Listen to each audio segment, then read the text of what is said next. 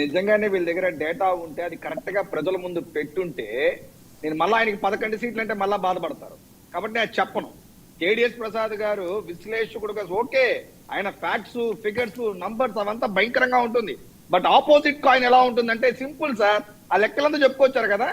వీళ్ళు రైతుల దగ్గర కొన్న ధాన్యం ఏదైతే ఉందో దానికి డబ్బు చెల్లించకపోతే ఈ కూటమి ప్రభుత్వం వచ్చిన 2 నెలల్లో 1674 కోట్ల రూపాయలు చెల్లించాం. ఏదో గత వారం రోజులుగా క్రాప్ ఇన్సూరెన్స్ అని చెప్పి తెగ ఉదరగొడతా అంటే ఒక వైఎస్ఆర్సీపీ వాళ్ళు ఒక చిన్న ఇన్ఫర్మేషన్, వీళ్ళు వైఎస్ఆర్సీపీ యొక్క వీళ్ళు ఓన్ గా ఇన్సూరెన్స్ ఒకటి పెట్టుకున్నారు. మళ్ళా సిగ్గు లేకుండా 2022లో తిరిగి మళ్ళా ప్రధాన మంత్రి ఫసల్ బీమా యోజనలో మేము జాయిన్ అవుతామని చెప్తే ప్రెస్ ఇన్ఫర్మేషన్ బ్యూరో అప్పుడున్నటువంటి ఎవరైతే అగ్రికల్చర్ మినిస్టర్ ఉంటారో జూలై 12, 2022 వైఎస్ఆర్సీపీ రీజాయిన్ అయిందని చెప్పి ఇచ్చినటువంటి స్టేట్మెంట్.